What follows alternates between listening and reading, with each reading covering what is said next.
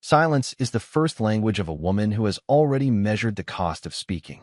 At 8:42 p.m., snow moved sideways across East 57th Street, silvering the black windows of Heron and Pike's 49th floor investment suite.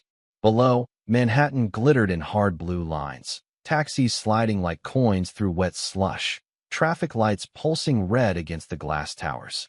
Inside, the air smelled of polished stone, espresso, and cold wool drying under hidden vents. Serena Belmont Vare noticed everything. The room had been staged within an inch of its life. Market terminals glowing along the north wall, a 14-foot walnut table laid with water glasses at exact intervals, and a skyline view priced higher than most family homes in Queens. Preston Vare stood near the windows in a black custom tuxedo, one hand tucked into his pocket, his smile practiced for cameras that had not yet arrived. He looked less like a husband than a man preparing to be photographed as a legend. He trusted reflections more than people. Tonight was supposed to be the quiet pre-announcement dinner before Vare Global Holdings revealed its follow-on public offering. A deal bankers whispered could add $2.6 billion to the company's valuation by Monday morning. Preston had spent 3 weeks rehearsing the story. Self-made founder, relentless builder, American discipline, global reach. Serena had corrected the debt structure, protected the credit line, and saved the operational forecast, but her name appeared nowhere in the press notes. That was how he preferred it. She arrived in a deep red wool coat, pearl earrings, and black satin heels still damp from the private entrance on Madison Avenue. Her beauty did not announce itself loudly. It settled into the room like authority that did not need permission. A junior analyst stopped speaking mid-sentence when she passed, not because she demanded attention, but because calm in a room full of ambition is its own kind of command. Preston barely turned. Near the bar, Brielle Sutton laughed too brightly at something no one had truly said. She wore a champagne silk dress under a cream cashmere wrap, her blonde hair arranged in loose waves that caught the overhead light with studied softness. On her throat, half hidden beneath one careful curl, sat a diamond necklace that flashed each time she moved, sharp as frost under the recessed ceiling lights. Serena saw the clasp first. A private jeweler's assistant stood by the service corridor holding a black velvet box no larger than a paperback, embossed with a discreet private jeweler's mark in silver. Beside it, on a slim leather tray, was a folded invoice marked $418,000, its corner weighted by a black lacquer fountain pen. The account line visible beneath the paper was not Preston's corporate account, not his personal account, and not any discretionary media budget. It was Belmont Family Trust. For 3 seconds, the city seemed to go silent behind the glass. Preston crossed the room toward Brielle, placed his hand lightly at the small of her back, and angled them both toward the windows as if the skyline had been waiting to frame them. 2 managing directors exchanged a look, then looked away with the trained politeness of men who understood power but not always decency. Brielle touched the necklace and smiled at Serena as though she had been invited into a contest Serena had never agreed to enter. Serena did not blink. A reporter from Capitol Ledger stepped out of the elevator at 8:51 p.m., shaking snow from his dark overcoat, and asked whether Serena Vare would be part of the public announcement tomorrow. Preston answered before the question had fully landed.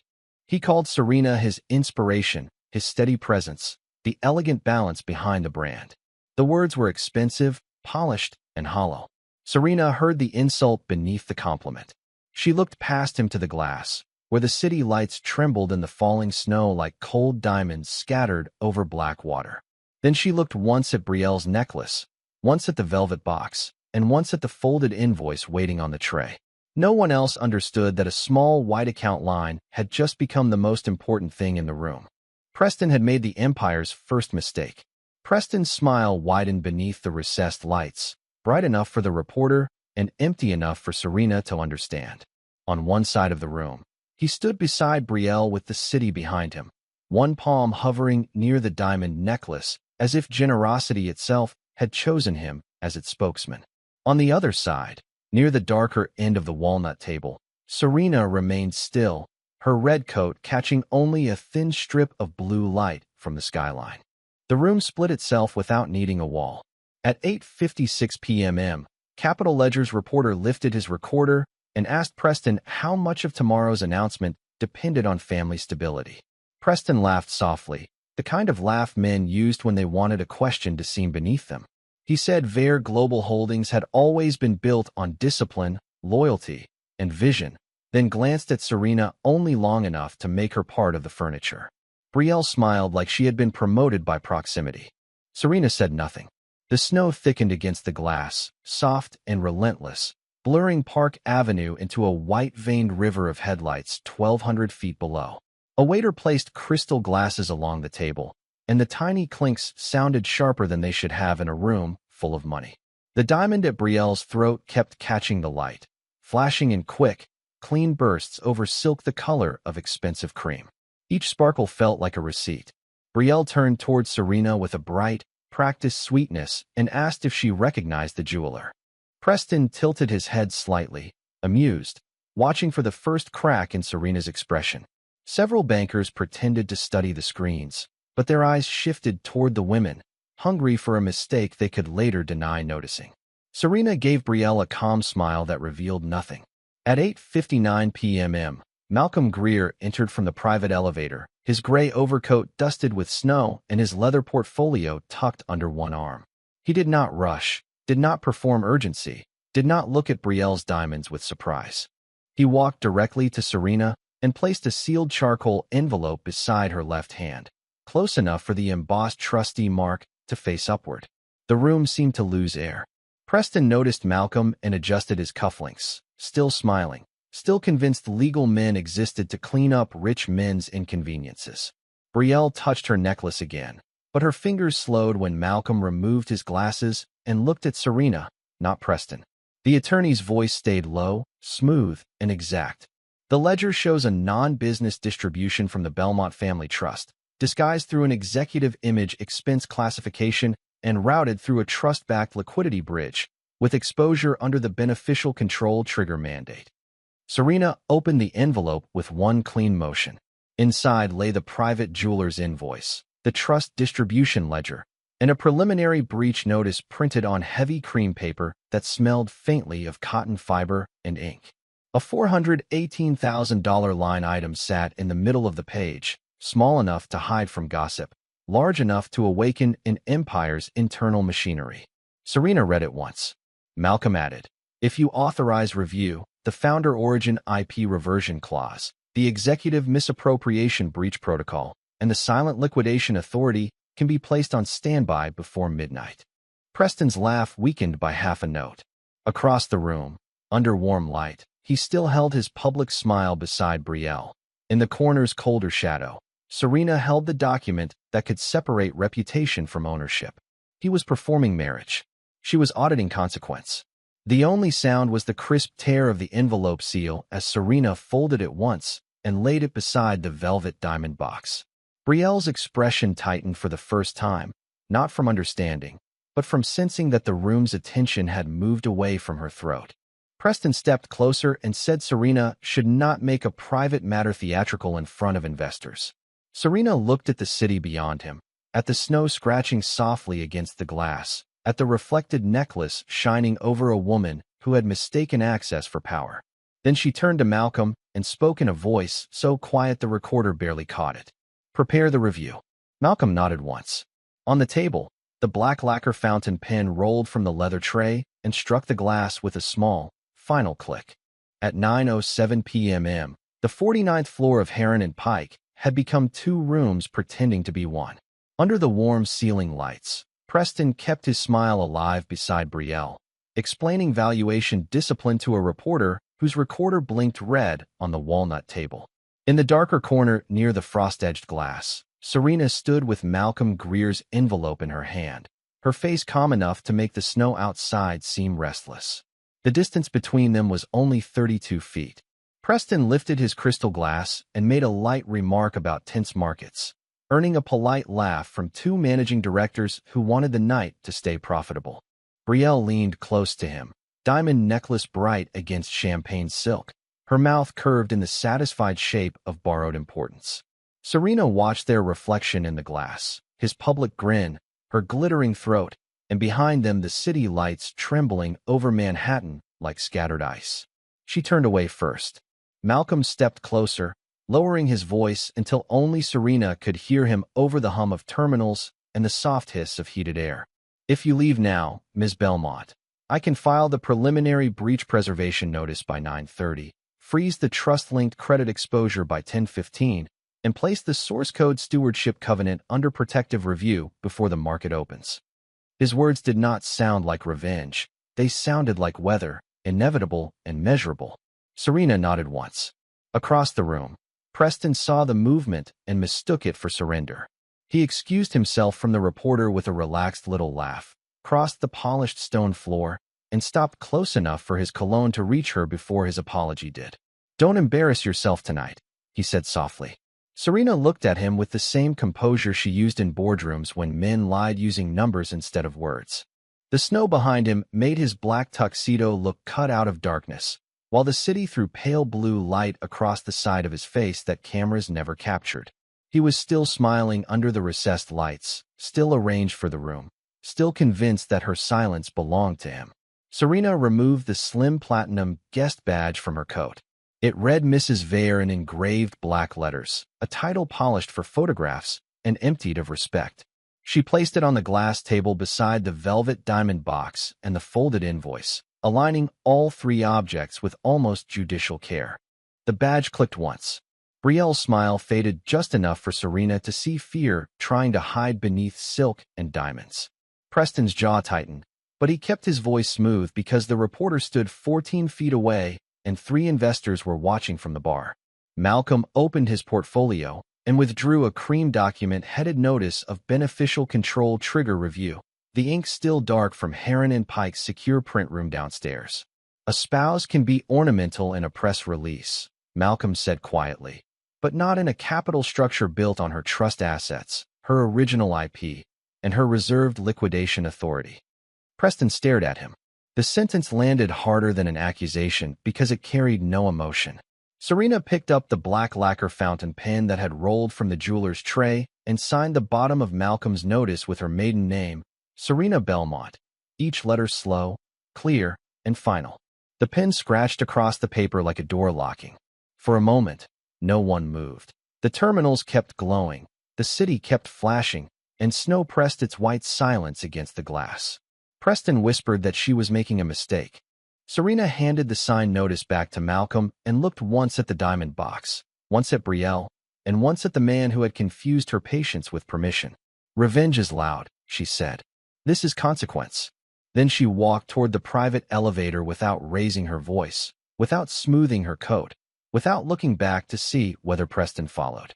Behind her, Malcolm sealed the notice into his portfolio and sent one encrypted message to the trustees, the risk committee, and the forensic accounting team.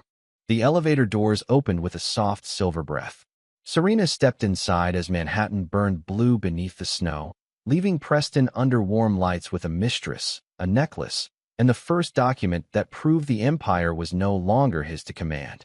At 10:18 p.m., Serena stepped out of the black car on West 52nd Street, where Belmont Advisory House occupied the 36th floor above a discreet private banking lobby. Snow gathered along the brass door handles, melted beneath the awning lights, and turned the sidewalk into a mirror of yellow taxis and blue city glass. She had not gone home, had not called a friend, had not sent Preston a single sentence he could forward to a crisis team. She had gone to the name he thought she had outgrown. Upstairs, the office was smaller than Heron and Pike's glass palace, but every detail carried intention. Walnut shelves, locked archival cabinets, cream legal paper stacked in precise trays, and a conference table facing the winter skyline.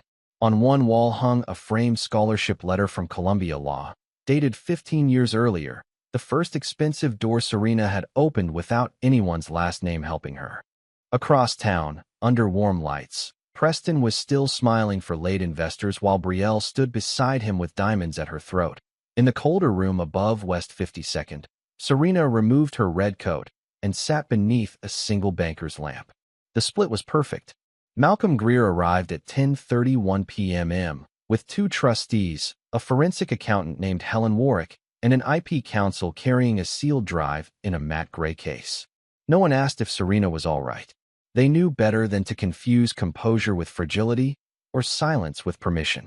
Helen placed a printed ledger on the table and turned it toward Serena.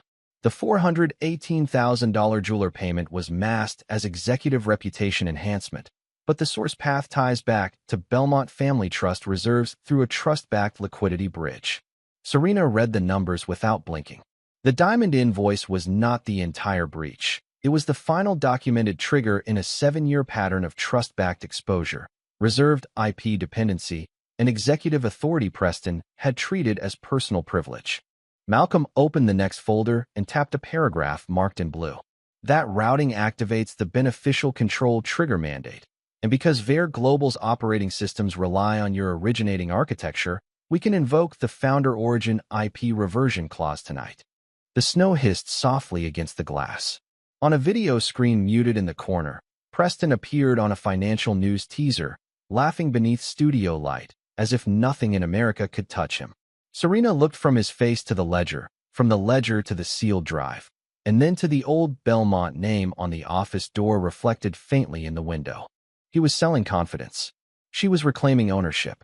At 10:44 p.m., the trustees authorized a protective freeze over all trust-linked credit exposure connected to Preston's discretionary authority.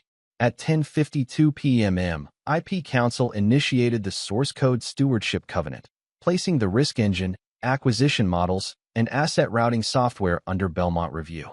At 11:03 p.m., Malcolm prepared the legacy capital reallocation order, redirecting recovered reserves into a new entity Serena had quietly registered 2 years earlier for women who needed legal protection before they could afford it.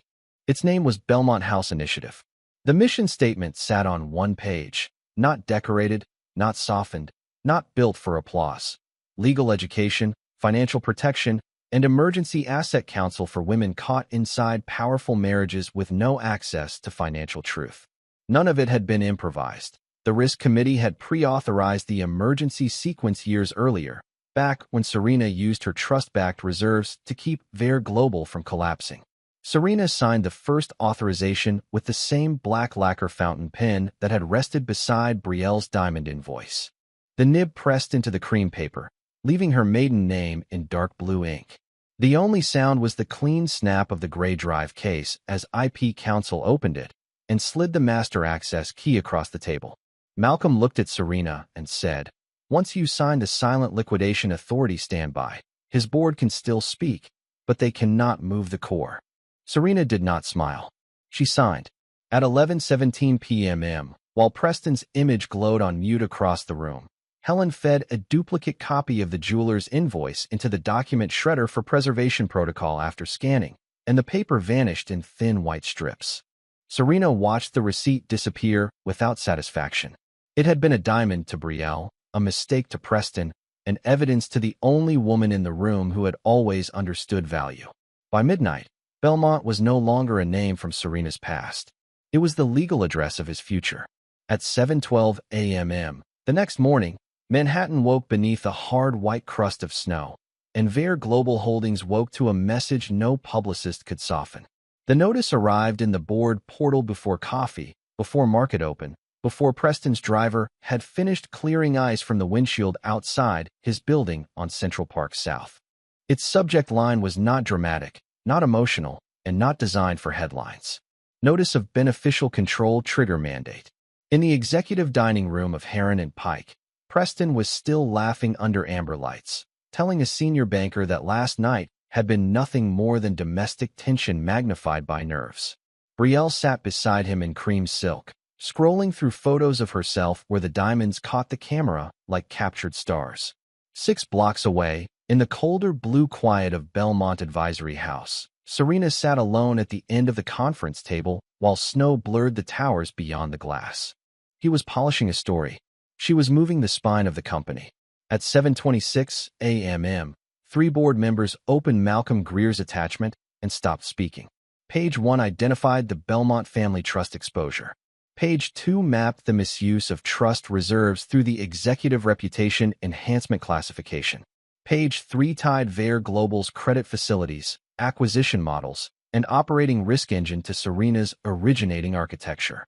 The document did not accuse Preston of being cruel. It proved he had been careless with assets he never owned. Malcolm's voice entered the board call at exactly 7:31 a.m., calm and dry as winter paper. Under the Founder Origin IP Reversion Clause, Belmont House Initiative is assuming stewardship review over all core analytics, valuation models, and asset routing systems derived from Ms. Belmont's original framework. A director asked whether this meant a pause. Malcolm replied, "It means Preston Vare may still appear in front of a camera, but he may not represent control over systems now under protected reversion." No one on the board call spoke for 7 seconds. Preston's phone began vibrating against the white tablecloth. First came the chairman, then the lead underwriter, then the head of credit risk from a bank that had praised him on stage only 12 hours earlier. He ignored the first 2 calls and answered the third with a smile still attached to his face. The smile did not survive the first sentence. At Belmont Advisory House, Serena reviewed the source code stewardship covenant with IP counsel and placed her initials beside 12 restricted modules, including the Atlas Risk Engine, the Acquisition Pricing Grid, and the Private Asset Liquidity Map. She did not speak Preston's name. She did not mention Betrayal. She did not need to turn a wound into a speech when the paperwork already carried weight. The only sound was the firm stamp of the trustee seal pressing into the reversion notice. By 8:04 a.m., every executive workstation tied to the restricted systems displayed a temporary access review message. By 8:19 a.m., the IPO preparation channel froze after legal counsel advised against using forward-looking models built on disputed IP. By 8:27 a.m., Preston burst into a private conference room, still in last night's tuxedo shirt beneath a cashmere coat, demanding to know who had authorized the company he called his own to lock him out. Malcolm answered over speakerphone. "Your company was never the same thing as your authority." Brielle stood behind Preston in the doorway, diamonds dimmer in daylight, her face tight, with irritation instead of concern. She whispered that the press car was waiting, that the photos had to happen, that Serena was making everyone look unstable. Preston snapped the phone down, then picked it up again because every call he missed cost him another inch of control. Across the split screen of the morning, he paced under gold hotel lights with cameras outside, while Serena sat in a blue-lit room above West 52nd Street, signing the Legacy Capital Reallocation Order into Belmont House Initiative. The pen moved once. Control moved with it. By 11:38 a.m., the snow had turned to freezing rain, tapping the windows of Manhattan's upper floors like thousands of small warnings. Vare Global Holdings occupied 3 leased floors above 6th Avenue, all glass corridors, pale stone, brushed steel, and screens that still displayed yesterday's confidence in tomorrow's numbers. Outside, the city lights remained dull behind the storm, yellow taxis crawling below like insects under ice. The building felt awake but afraid. In the main conference suite, Preston stood beneath warm recessed lights with a loosened collar and a smile he kept rebuilding every time another call ended badly. He told the communications team that markets loved resilience, that investors respected founders under pressure, that one misunderstood expense could not touch a multinational company. Brielle sat near the window in a cream silk dress and white coat, tapping one manicured finger against her phone as if impatience could restore wealth. She was waiting for cameras. Across town, in the blue-shadowed quiet of Belmont Advisory House, Serena reviewed partner withdrawal notices without lifting her voice. Her red blazer was draped over the back of her chair, her pearl earrings catching the dim city light, her coffee untouched beside a stack of stamped papers. Malcolm Greer stood to her right, reading from a secure tablet while the storm blurred West 52nd Street below into silver and black streaks. Preston was staging survival. Serena was documenting gravity. At 11:46 a.m., the first bank suspended Vare Global's revolving credit facility, citing exposure under the Executive Misappropriation Breach Protocol and unresolved beneficial control uncertainty. At 12:03 p.m., a West Coast technology partner paused integration work because the Atlas Risk Engine was now under source code stewardship covenant review. At 12:21 p.m., the lead underwriter requested a delay of the public offering until Belmont House Initiative clarified the scope of its founder origin IP reversion authority. The empire did not fall loudly. It stepped backward in signed letters. Preston slammed his palm on the conference table, then remembered the junior PR associate standing near the door and forced the smile back onto his face. "Draft a statement," he said. "Say the company remains fully operational." Malcolm's reply arrived through outside counsel 9 minutes later. "No executive may issue operational continuity claims while core systems remain under protected reversion and trust-linked credit authority is frozen." The sentence cut cleaner than anger. Brielle looked up from her phone and asked whether the penthouse card would work by dinner, because her stylist was already downstairs and the afternoon photos were too important to cancel. Preston stared at her as if finally hearing the emptiness beneath the silk. She did not ask about employees, investors, or whether the company could open on Monday. She asked about access. At Belmont Advisory House, Helen Warwick slid a black folder across the table containing the partner response matrix. 11 strategic partners had requested clarification, 6 had paused activity, and 3 had already begun exit procedures under reputational risk language. Serena read the numbers, then signed the protective partner notification under the legacy capital reallocation order. The pen moved quietly over the cream paper. On the other side of the city, Preston's titanium executive card failed against the private elevator reader with a small red blink. The only sound was the cold plastic crack of the card bending in his hand as he pressed it too hard against the glass panel. For the first time that day, no one laughed. Brielle stepped back from him, her diamond necklace pale beneath the gray noon light, and her expression changed from adored companion to stranded passenger. Preston turned toward the rain-streaked window, where his reflection looked thinner than the man on last night's press materials. At Belmont House, Serena watched the same storm from a different height, calm and untouched by spectacle. The city below was cold, bright, and honest. In that city, charm opened doors, but structure kept the keys. 3 months later, at 6:15 p.m., Manhattan was buried under another hard winter storm, the kind that turned tower windows into black mirrors and made every avenue below look like a river of white noise.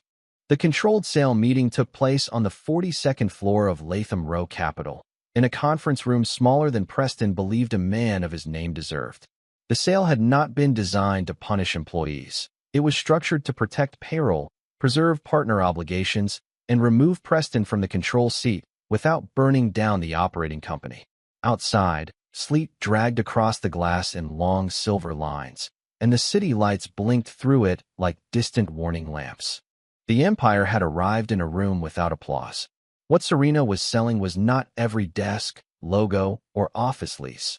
She was selling the controlling structure, the operating IP, and the holding companies that made Preston's empire function.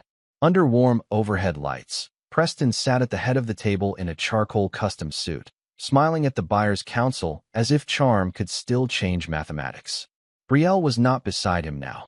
She had left 2 weeks earlier after 3 cards failed. 1 penthouse lease was suspended, and the same photographers she once courted began asking who had really paid for her diamonds. In the colder corner near the window, Serena sat in a dark red tailored dress beneath a black wool coat, silent, composed, and almost invisible to anyone who did not understand power. He was performing ownership. She was holding title. At 6:22 p.m., Malcolm Greer placed the final transaction binder on the table, its cover stamped with the words Silent Liquidation Authority Execution Packet in narrow black type. The buyer was listed as Northbridge Continuity Partners, a discreet acquisition vehicle with no public vanity, no founder interviews, and no social pages for gossip writers to photograph. Preston believed it belonged to an outside fund waiting to carve up his life's work. He had not read deeply enough. Malcolm adjusted his glasses and said, "The sale transfers the holding companies, the restricted operating IP, and the asset routing infrastructure under a protected continuity framework, with Belmont House Initiative retaining stewardship rights through the legacy capital reallocation order." Preston's smile stayed in place for 1 more second.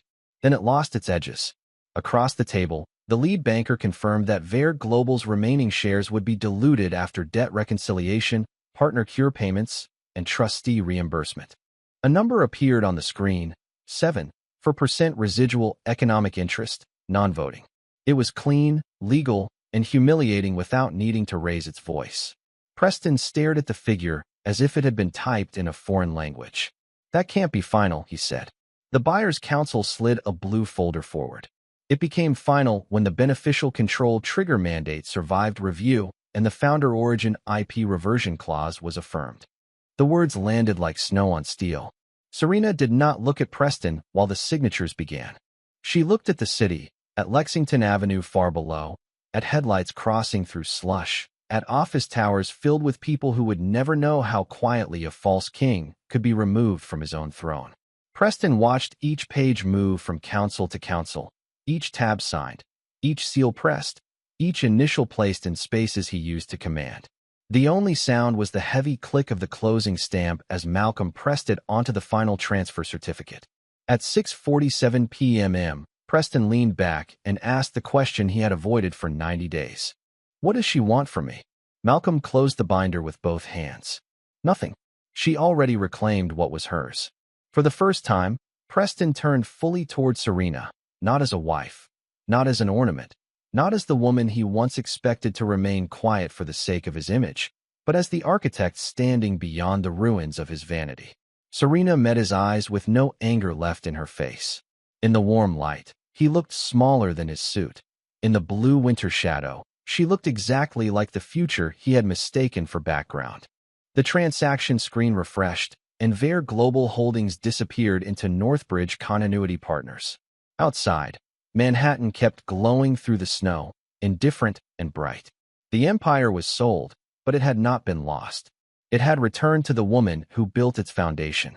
5 years later, at 7:40 p.m., snow returned to Manhattan with the same quiet discipline, softening the black glass towers around Columbus Circle and turning the avenues below into ribbons of white light.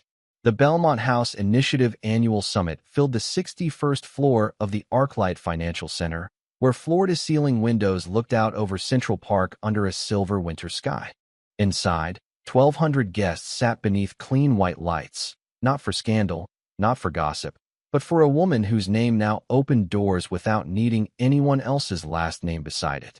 Serena Belmont stood behind the stage curtain in a structured red gown and pearl earrings, wearing no diamonds because nothing about her power needed to glitter. Across the city, in the dim corner of a members-only lounge on West 44th Street, Preston Vare sat alone under amber light, with a glass of untouched mineral water, watching the live stream on a muted wall screen. His suit was still expensive, his posture still trained, but the room no longer bent toward him when he entered. He had once smiled beneath warm corporate lights while she stood in shadow. Now he sat in shadow while her silence filled the summit hall with respect. At 7:52 p.m., the host introduced Serena as the founder of Belmont House Initiative, chair of Northbridge Continuity Partners, and architect of one of the most ambitious private legal protection funds for women leaving marriages shaped by financial control in the United States. The applause rose slowly, then became thunder.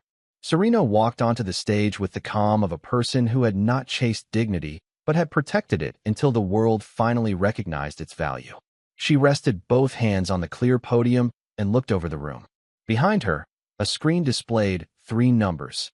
18,000 women counseled, $640 million in protected personal assets, and 47 emergency legal clinics funded across 9 states.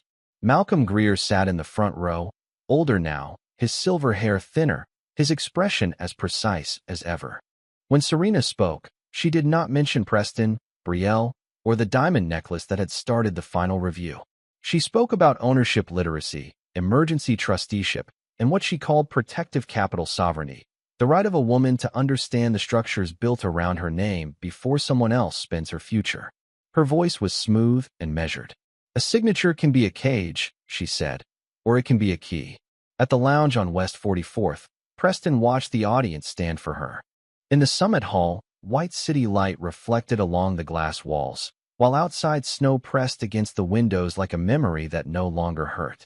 On the screen beside Serena, Belmont House announced a new legal fund backed by the Legacy Capital Reallocation Order proceeds and Northbridge stewardship income. The only sound was the clean slide of her fountain pen across the dedication certificate as she committed another $85 million to women who had been told they owned nothing. After the speech, at 8:36 p.m., Preston waited near a service corridor outside the reception hall, his overcoat folded over one arm, his face older than the headlines remembered. He did not smile this time. Serena saw him before he spoke, and Malcolm, standing 10 feet away, did not interfere. Preston said he had lost the company, the friends, the press, and Brielle, who had vanished when the last luxury account closed. He said he finally understood that the empire had carried her fingerprints from the beginning. The hallway smelled faintly of winter wool, white roses, and coffee from the reception tables. Serena listened without softening herself into the woman he wanted to remember. He asked if they could have dinner, just once, somewhere quiet, somewhere without lawyers or cameras. Serena looked through the glass toward the glowing city, where snow fell over Central Park and the towers blinked cold blue above the dark trees. Then she turned back to him, steady and kind enough to be final. "I forgive you," she said. Preston exhaled as if a locked room had opened. Serena's hand closed gently around the black Belmont folder at her side. But forgiveness is not a return. Preston stood in the service corridor of the Arclight Financial Center at 8:41 p.m., surrounded by winter coats, polished marble, and the distant applause still rolling from Serena's Summit Hall like weather behind a closed door. Beyond the glass, Manhattan glittered under snowfall, cold blue lights climbing the towers while Central Park disappeared beneath a white sheet of silence. He looked at Serena's red gown, the black Belmont folder in her hand, and the calm face of the woman he had once mistaken for decoration. For the first time, he had no audience to perform for. 5 years earlier, he had bought Brielle Sutton diamonds with money traced back to Serena's trust, then smiled beneath investment bank lights, as if a wife's dignity could be charged to an executive image line. 5 years earlier, Serena had walked away without a scene, signed the Beneficial Control Trigger Review, reclaimed the source code architecture, redirected legacy capital into Belmont House Initiative, and authorized the controlled sale of their global holdings through the Silent Liquidation Authority. 5 years earlier, he believed the empire was his because his name was on the press release. The documents had answered differently. Serena had not destroyed the company for spectacle. She had sold the holding structure, transferred the operating IP, protected the employees, satisfied partner cure payments, and moved the surviving core into Northbridge Continuity Partners under Belmont stewardship. She had taken the very empire he used to impress cameras and turned it into funding for legal clinics, asset protection programs, and emergency counsel for women who had been taught to sign without being allowed to understand. The diamond necklace had been a gift to Brielle, but in the ledger it became evidence, and in Serena's hands, evidence became architecture. Preston swallowed and looked past her toward the Summit Hall, where women were still lining up to thank her for things he had never thought to notice. A frozen account reopened, a trust explained, a retirement fund protected, a life rebuilt before it collapsed. He said her name softly, without the old confidence. Serena did not step closer. Malcolm Greer waited near the elevator, watching without interrupting, his gray overcoat folded neatly over one arm. Outside, snow tapped the high windows with the same patient sound it had made on the night the first invoice appeared. Preston said he was sorry for Brielle, for the diamonds, for treating Serena like a public accessory, for calling her silence loyalty when it had really been restraint. The words were late, but they were no longer polished. Serena accepted that much. She looked at him with no anger left, and that absence hurt more than accusation. He asked whether forgiveness meant there was still a place for him somewhere in her life. Serena glanced once at the city, where the lights blurred through the falling snow like diamonds that no one owned. Then she looked back at him and answered with the full mercy of a woman who had already freed herself. "This ends here." Preston lowered his eyes, and for once, there was nothing to sell, no image to rescue, no headline to shape. Serena turned toward the Summit Hall, where Belmont House waited with another file, another woman, another life that could be protected before damage became destiny. She did not feel triumphant as she walked away. She felt light. Some endings do not arrive like punishment. They arrive like paperwork finally filed in the right name. This story is a fictional narrative created for entertainment, reflection, and educational purposes. Any resemblance to real people, places, or events is purely coincidental.